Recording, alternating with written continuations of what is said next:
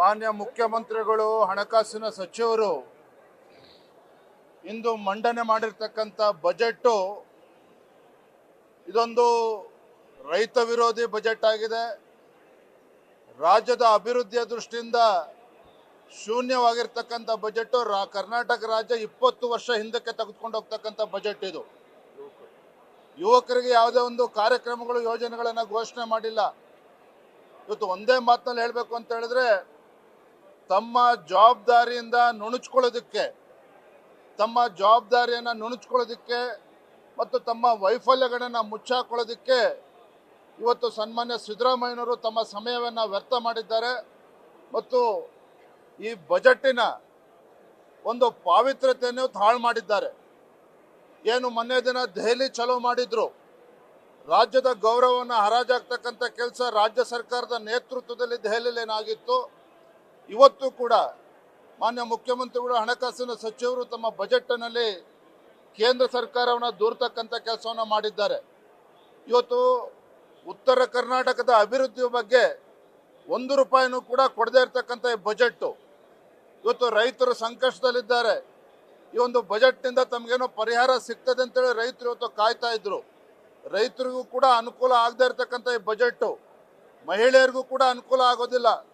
ಇವರು ತಮ್ಮ ಮ್ಯಾನಿಫೆಸ್ಟೋನಲ್ಲಿ ಪ್ರಣಾಳಿಕೆಯಲ್ಲಿ ನೇಕಾರರ ಬಗ್ಗೆ ಮಾತನಾಡಿದ್ರು. ನೇಕಾರರ ಪರವಾಗಿ ಯಾವುದೇ ಒಂದು ಯೋಜನೆಯನ್ನು ಕೂಡ ಘೋಷಣೆ ಮಾಡಿಲ್ಲ.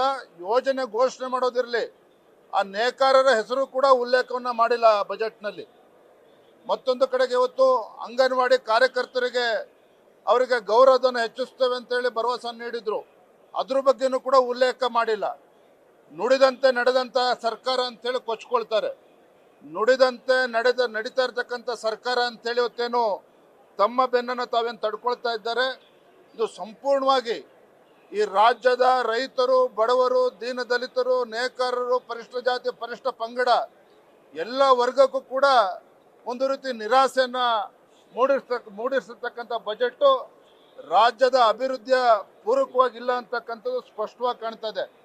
ಇಂಥ ಬರಗಾಲದ ಸಂದರ್ಭದಲ್ಲೂ ಕೂಡ ಕೃಷಿ ಮತ್ತು ಬೆಳೆ ಸಾಲ ಮನ್ನಾದ ಬಗ್ಗೆ ಏನೂ ಕೂಡ ಉಲ್ಲೇಖವನ್ನು ಮಾಡಿಲ್ಲ. ಇವತ್ತು ಸರ್ಕಾರಿ ನೌಕರಿಗೆ ಇವತ್ತು ಮೂಗಿಗೆ ತುಪ್ಪ ಹಚ್ಚತಕ್ಕಂಥ ಕೆಲಸವನ್ನು ಕೂಡ ಅವರು ಮಾಡಿದ್ದಾರೆ. ಬರಗಾಲದ ಸಂದರ್ಭದಲ್ಲಿ ಯಾವುದೇ ರೀತಿಯ ಅನುಕೂಲ ಆಗದೇ ಇರ್ತಕ್ಕಂಥ ಬಜೆಟ್ಟು ನಿಶ್ಚಿತವಾಗಿ ಒಂದು ರೀತಿ ಇದು ಕರಾಳ ದಿನ ಅಂತ ಹೇಳಿದ್ರು ಕೂಡ ತಪ್ಪಾಗಲಾರದು. ಇಂಥ ಒಂದು ಬಜೆಟನ್ನು ಒಬ್ಬ ಅನುಭವಿ ಮುಖ್ಯಮಂತ್ರಿ, 15ನೇ ಬಜೆಟನ್ನು ಮಂಡನೆ ಮಾಡ್ತಾ ಇರ್ತಕ್ಕಂಥ ಒಬ್ಬ ಅನುಭವಿ ಮುಖ್ಯಮಂತ್ರಿ ಈ ರೀತಿ ಬಜೆಟನ್ನು ಮಂಡನೆ ಮಾಡ್ತಾರೆ ಅಂತೇಳಿ ಯಾರೂ ಕೂಡ ನಿರೀಕ್ಷೆಯನ್ನು ಮಾಡಿರಲಿಲ್ಲ. ನಿಜವಾಗ್ಲೂ ಕೂಡ ರಾಜ್ಯದ ಅಭಿವೃದ್ಧಿಯ ದೃಷ್ಟಿಯಿಂದ ಒಂದು ದುರಂತನ ಅಂತಲೇ ಹೇಳ್ಬೋದು. ರೈತರನ್ನು ಕೂಡ ಕಡೆಗಣಿಸಿದ್ದಾರೆ, ಮಹಿಳೆಯರನ್ನು ಕೂಡ ಕಡೆಗಣಿಸಿದ್ದಾರೆ, ನೇಕಾರರನ್ನು ಕಡೆಗಣಿಸಿದ್ದಾರೆ, ಯುವಕರನ್ನು ಕೂಡ ಕಡೆಗಣಿಸಿದ್ದಾರೆ.